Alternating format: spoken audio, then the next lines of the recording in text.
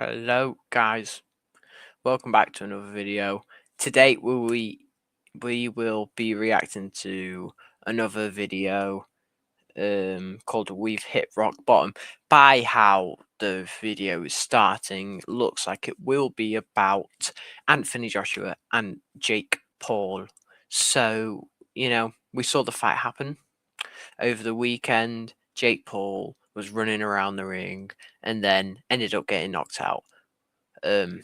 Literally just cat and mouse chase. But we'll see what the guy has to say about it, and we'll get right into the video.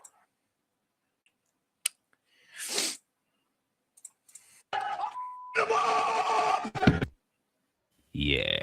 So now I reckon we've hit a new low, ain't we? This year we've had Batiblioff versus Batiblioff 2 for the undisputed. We've had Canelo, Crawford, Usyk, Dubois, the list goes on. But this fucking tripe will most likely be the biggest fight of the year by a mile. Fantastic, innit? So then, was it the biggest bullshit you've ever seen? Was it a steaming pile of cock? Or even utter shite? Yeah. Or was it what Paulie Bolognese said? I almost was done before the fight ended. I was like, I'm done watching this. I'm done. I'm leaving. I'm done watching this. I can't believe what I just watched. I can't believe this. I really, he literally just ran around the ring. And that he did. I thought, a piece of me was thinking, Jake's going to try to get the respect of the boxing fans. He took this guy on, and it's an unwinnable fight. He's going to go out in a blaze of glory. Instead, you drag this out for 6 unwatchable rounds, running for your life. What does that do? What does that do for any kind of credibility? Well, yes, fair to say it was all them things and more. So I said before the fight, I'm not convinced it happens, but if Jake does get in the ring and fight Anthony Joshua, I'm going to give him all the respect in the world. And you know what? True to my word, fuck off. I meant get in there and actually fight, not get on the floor and shake his It's like packet. he wanted to do a wrestling match. Like, it's literally like, do you remember Dylan Dennis versus Logan Paul when Dylan Dennis tried to, guillotine Logan Paul, and Dylan Dennis kept on trying to take down Logan Paul in a boxing match? Jake Paul is literally taking after Dylan Dennis in this one. Like, I don't even get it, bro.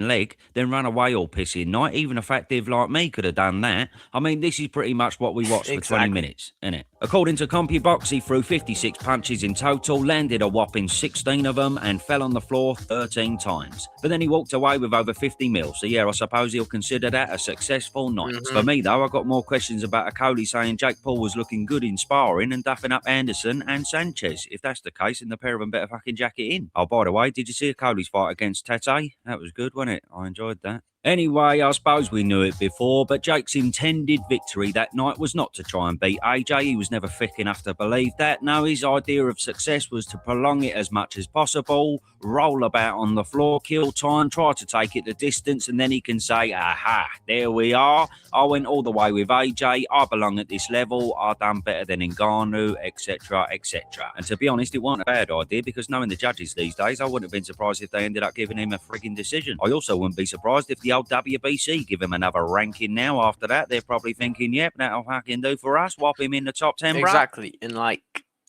now Jake Paul, I've seen he's literally calling out Canelo Alvarez now. He made a post saying, oh, double broken jaw, I want out Canelo next. Like, Canelo, I'm not too sure. I feel pretty sure he's retired or he's going to retire. I don't know, but still, it's just like he'd get, Jake Paul is a proper boxer. I'm not gonna deny that, but if he went in the ring and actually boxed Anthony Joshua, there's levels to the game. He's got a proper team. He's not really to be messed with, but just put Jake Paul in rankings. You know how there's rankings. You're not gonna put a ranked 20 fighter against a ranked 5. It's just there's levels in it, and just it's stupid. And by the by, Adam Cattrall nailed it with this line. It's not. I've seen loads of people in the aftermath of this pouring praise towards Jake Paul. Oh, he's got big cojones. You've got to have big balls to be getting in the ring with Anthony Joshua and doing that. Do you? Really? This is the classic case of that playground conversation that we all used to have. What would you do for 50 million? Most people listening to this show right now If we were to say to you, right, I'll give you 50 million quid, get in the ring with the heavyweight champion and let him whack you, most people would say yes. There's nothing brave about that. Everybody's got a price. It sorts you out for the rest of your life, doesn't it? And that's exactly what Jake Paul did. He just got to play it out in real life. So yes, he's spot on, ain't he? Out of, say, 1 million 20 to 30-year-old healthy males, how many of them wouldn't jump in the ring and run away from AJ for tens of millions of quid? Probably every single one of them would snap it up. When you look at his performance and you think about what Francis Ngannou was able to accomplish or how long he was able to last against Anthony Joshua, what does it say about Jake Paul? I think a great game plan and preparation, unbelievable heart. And the reality is Jake lost because of the size difference, not because of the skill difference. AJ was hanging on that neck, pushing him down. And when you have someone that heavy constantly doing that, it does suck the energy out of you.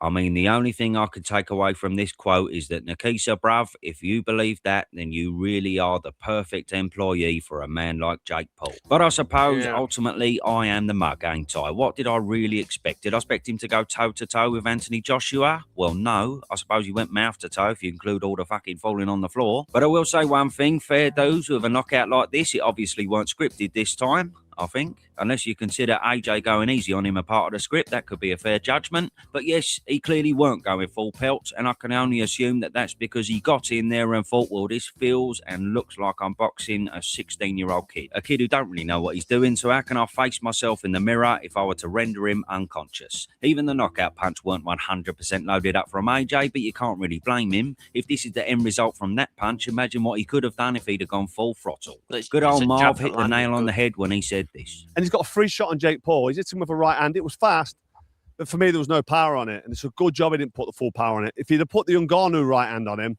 it would have done some serious damage and badly hurt him. So, you know, AJ in his head, I think subconsciously, was just taking his time because he knew what he was in there with. But Jake Paul got away with one there because he was able to jump on the floor and go, ooh. So I say, jackass, like, oh, I've been hit with a shot. That was a good shot. But he wasn't unconscious, was he? He wasn't knocked out.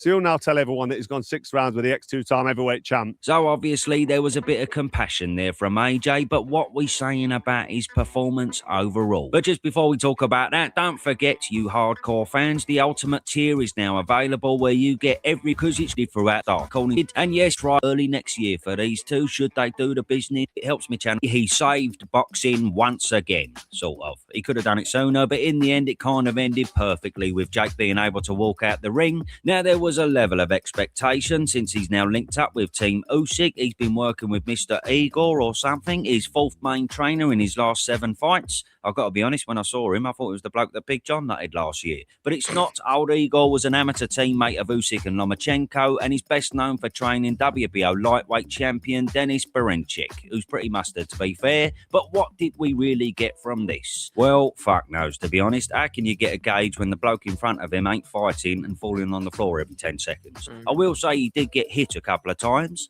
I suppose you go swimming, you're going to get wet, but either way, people will jump on the fact that a pretty pony Jake Paul did land a flash 1 or 2, which ain't a good look. But ultimately, yes, he did look a bit rusty at times, maybe understandable with 15 months out the ring, but then he did struggle pinning Jake down and he did smother his work quite a lot. But, you know, as I say, God knows what was going through his mind in there. Was he thinking, I want to win, but I don't want to put this man in a body bag? Was he taking his time, holding back for the most part, predominantly looking for body shots? Because to my eye, a few times he had the option to go for the head and all of a sudden chose to go downstairs. So, yes, as many of you are saying, it didn't look great. However, equally, it looked like he was being a bit merciful as well. Though to caveat that, I know a lot of people will say he weren't being merciful. He was just tentative again and shit scared of getting hit. Each to their own. I don't know. I can't take much away from it, really, other than we need to see him up against someone who will actually fight to know if he can still mix it near the top. But then constructive criticism-wise, you got to say the finish was quality, even if it was restrained a little bit. So he's still sharp enough to land the big equaliser, which is good to see, unlike someone like Wilder, who can't even do that anymore. It made me think of Fury and Ngannou, and yes, I've given Fury a lot of stick for that fight. I definitely think he lost, but I'm not an idiot. I know it weren't the best of